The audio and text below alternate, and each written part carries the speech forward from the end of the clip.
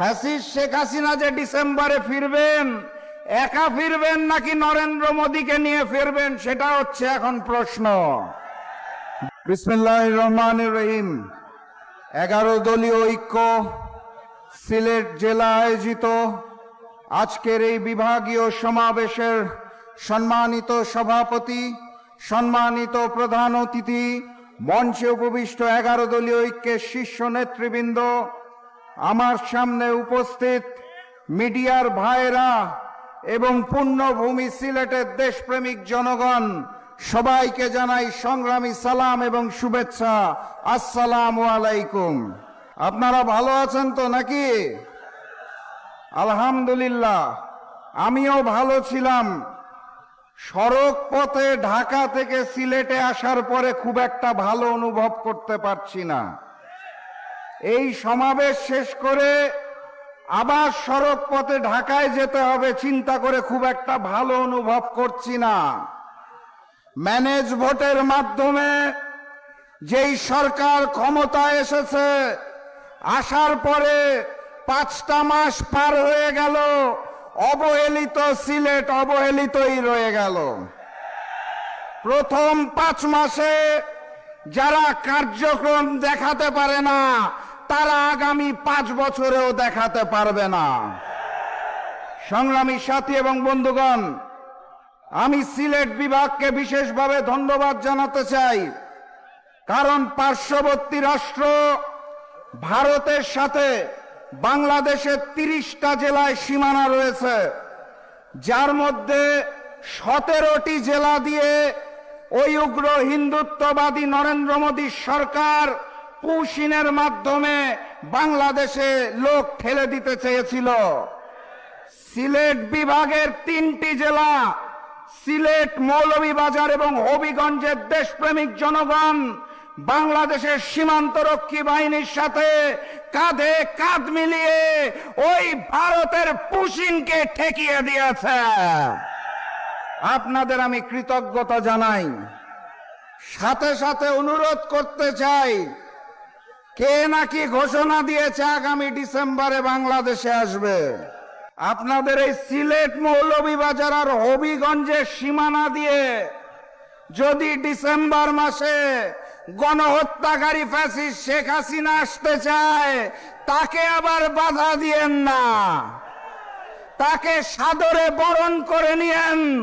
কারণ এই নতুন সরকার গণহত্যার বিচার প্রক্রিয়া দুর্বল করে দিলেও আমরা জুলাই গণঅভ্যুত্থানের স্টেক হোল্ডাররা একত্রিত হয়ে জনতার আদালতে ফ্যাসিস্ট শেখ হাসিনার বিচার করার জন্য প্রস্তুত আছি।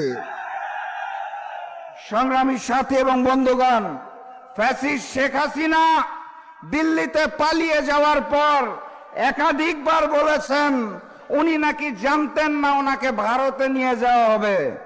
উনি বলেছেন উনি ভেবেছিলেন ওনাকে গোপালগঞ্জে নিয়ে যাওয়া হচ্ছে। কিন্তু সম্প্রতি ভারতের পররাষ্ট্রমন্ত্রী জয়শঙ্কর স্পষ্ট ভাষায় জানিয়েছে ফ্যাসিস্ট শেখ হাসিনা নিজেই ভারতের কাছে আশ্রয় চেয়েছিলেন। ভারত তো আশ্রয় দিয়েছে, সেখানেও জুলাই নেমে এসেছে, জানেন তো নাকি? ফ্যাসিস্ট শেখ হাসিনা যে ডিসেম্বরে ফিরবেন, একা ফিরবেন নাকি নরেন্দ্র মোদীকে নিয়ে ফিরবেন, সেটা হচ্ছে এখন প্রশ্ন।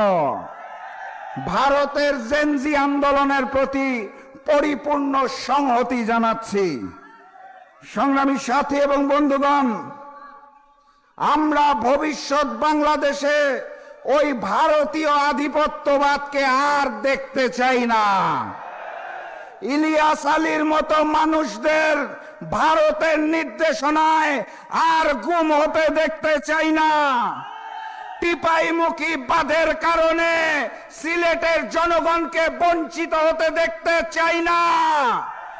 আমরা নতুন বাংলাদেশে ইনসাফের বাংলাদেশ কায়েম করতে চাই। আর সেই বাংলাদেশ কায়েম করার জন্য, ইনসাফের বাংলাদেশকে বাধাগ্রস্ত করার জন্য ম্যানেজ ভোটের সরকার সংবিধান সংস্কার না করে সংশোধন করতে চায়। আমরা কি সেটা মেনে নেব? কথাবার্তা পরিষ্কার, গণভোটের গণরায়ের আলোকে জুলাই সনদ বাস্তবায়ন করতে হবে, এর কোনো বিকল্প নাই। সংগ্রামী সাথী এবং বন্ধুগণ, 11 দলীয় ঐক্য রাজশাহী থেকে বিভাগীয় সমাবেশ শুরু করেছিল। আজকে সিলেটের বিভাগীয় সমাবেশের মাধ্যমে 11 দলীয় ঐক্যের বিভাগীয় সমাবেশ সুন্দরভাবে সমাপ্ত হবে ইনশাআল্লাহ। এর পরপর আমির জামাত ডাক্তার শফিকুর রহমান আহ্বান জানাবেন, ঢাকায় মহাসমাবেশ অনুষ্ঠিত হবে ইনশাআল্লাহ। আপনারা সেখানে উপস্থিত হবেন। আমি অনুরোধ জানাতে চাই, হাতে একটু বেশি সময় নিয়ে উপস্থিত হবেন, কারণ সেই মহাসমাবেশের আগে যদি গণভোটের আলোকে জুলাই সনদ বাস্তবায়ন না হয় তাহলে বিপ্লব অনিবার্য। ঢাকা মহাসমাবেশ থেকে যদি আমরা দেখি জুলাই সনদ গণভোটের আলোকে বাস্তবায়ন হয় নাই, তাহলে ইনশাআল্লাহ এক দফা সরকার পতনের আন্দোলন শুরু হবে। জুলাই যদি না থাকে তাহলে ওই বিএনপি সরকার, গাদ্দার সরকারও থাকবে না ইনশাআল্লাহ। প্রস্তুত আছেন? দেখা হবে বিপ্লবে, দেখা হবে বিজয়ে।